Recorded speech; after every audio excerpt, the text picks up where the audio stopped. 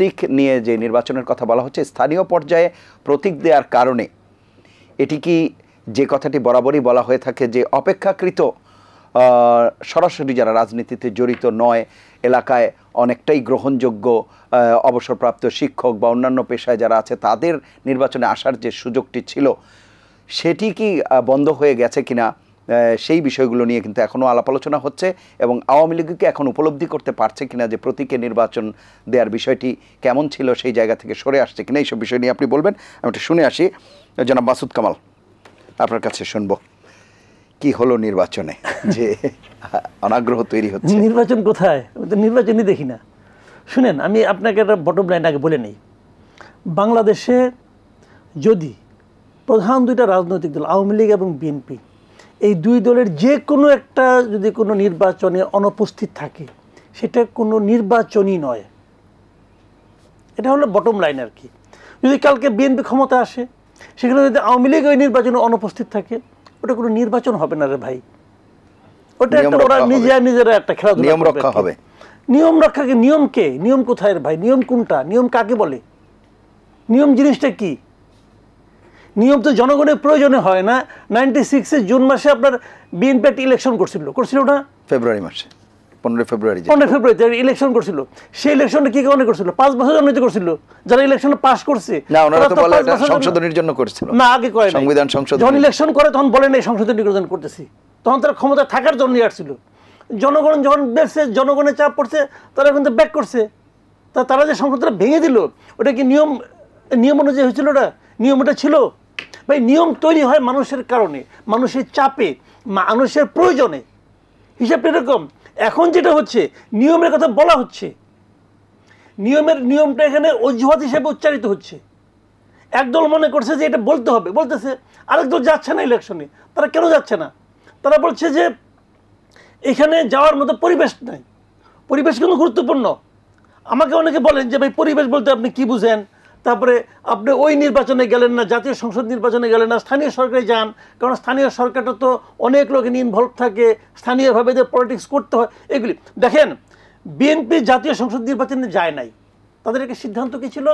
যে আমরা এই সরকারের অধীনে কোনো নির্বাচনকেই আমরা নির্বাচন বলে মনে করি না, এবং এটা নির্বাচনে যথাযথ এবং প্রত্যাশিত পরিবেশ এখানে বজায় থাকবে না। তো এখন তারা এখানে যাবে কেন? ভাই, একটা লোক ফরজ নামাজে পড়ে নাই, তাকে বলতেছেন যে তুমি নফল পড়ো। কেন সে নফল পড়বে? আবার বলবে যে ফরজ নামাজ পড়লে না কেন? বিএনপি কি বলছে? ধরেন আপনি একটা জায়গা, আমি এক্সাম্পলতে বলি, একটা জায়গায় ঘরের মধ্যে প্রচুর মলমূত্র রেখে দিচ্ছেন, ঢুকে বলছেন তুমি নামাজ পড়ো। হবে ওই লোকের নামাজ? ও বলবে যে এই জায়গাটা তো নামাজের জন্য উপযুক্তই না, পূর্ব শর্ত। আগে আপনি জায়গাটা ক্লিন করেন রে ভাই।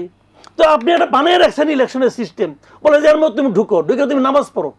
এই দেখো আমরা পড়তেছি, তুমি কেন পড়ো না? তো আপনারা তো হচ্ছে না রে ভাই, এটা তো সেই পরিবেশই নাই। তো এখানে নফল ফরজ দেখুন আলোচনা না, আলোচনা হলো পরিবেশ।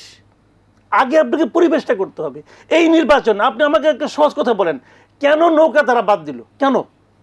আজকে হাইপোথেটিক্যালি ধরেন তো, যদি আজকে বিএনপি ধানের শীষে অংশ নিত, নৌকা বাদ দিত? দিত না তো। কারণ নৌকা যে বাদ দিত না তার বড় প্রমাণ কি? তারা তো আইনই করতে পারতো। নৌকা বাদ আইন করা তো 1-2 মামলা, ওটা তো করে না। আইন আছে কিন্তু দলীয় সিদ্ধান্ত। আমরা দলীয় সিদ্ধান্ত নিয়েছি। কেন নিয়েছি? নির্বাচনে বেশি বেশি প্রার্থী দেখানোর জন্য নিয়েছি। এটা একটা কারণ। কিন্তু এইটা করতে যে ওই যে বলে না একটা ফ্রাঙ্কেনস্টাইন তৈরি করা, সেটা কিন্তু অলরেডি করে ফেলেছে। ওইটা কিভাবে করছে? এখন তারা এটাকে থামাইতে পারছে না। এটা তারা আপনার সংসদ নির্বাচনে দেখেছে, থামানো যায় না। কিন্তু ওই যাকে দেয় তাকে হারাই দেয় সবাই মিলে। তো নৌকার আবার পরাজয় হয়। এটা আবার আরেক দিক দিয়ে কিন্তু নৈতিকভাবে একটা আঘাতও বটে। এই জন্য এবার দেয়ই নাই। অনেকে বলে এই নির্বাচন না করে বিএনপি ক্ষতিগ্রস্ত হয়ে যাচ্ছে। আমি তো মনে করি ক্ষতিটা তো আওয়ামী লীগের হচ্ছে। আওয়ামী লীগের নৌকা ত্যাগ করতে হচ্ছে ভাই। আওয়ামী লীগের দেখেন, বিএনপি বলছে আমি নির্বাচনে যাব না। যারা গিয়েছে তারা মোটামুটি, আমি এদের মধ্যে খুব উল্লেখযোগ্য মানে কি, উল্লেখ করার মধ্যে কাউকে পাই নাই। স্থানীয় পর্যায়ে আগে বিএনপি করতো, অনেকজন ধরে ইনঅ্যাক্টিভ ও মুক্ত হাবি যাবে তারা করছে। তারপরে কিন্তু বিএনপি তাদের ব্যাপারে সাংগঠনিকভাবে কিন্তু ব্যবস্থা নিয়েছে। পারছে আওয়ামী লীগ, পারছে। আওয়ামী লীগ একটা ঘোষণা দিয়েছিল, পারতেছে না তো। হ্যাঁ, তারপরে তারা নতুন একটা বাংলা ভাষায় নতুন একটা ব্যাখ্যা আবিষ্কার করছে যে স্বজন বলতে কারা, স্বজন হলো স্ত্রী পুত্র, ধরলাম পুত্র ডাকবো, ধরলাম সন্তান, সন্তান আমি আরেক ধাপ বাড়াই দিলাম, অথবা স্ত্রী স্বামী আরেক ধাপ বাড়াই দিলাম, তাহলে এই হলো স্বজন। এটা কার ডেফিনেশন? আওয়ামী লীগের ডেফিনেশন। আচ্ছা ভাই একটা কথা বলেন তো, আমরা যে এতদিন ধরে শুনে আসতেছি যে 75-এ আমাদের প্রধানমন্ত্রী স্বজন হারিয়েছেন তো, ওনাদের এই বর্তমান সংজ্ঞায় স্বজন আছে ওখানে? ওনার স্বামীও নাই, ওনার সন্তানও নাই, তো ওরা স্বজন না।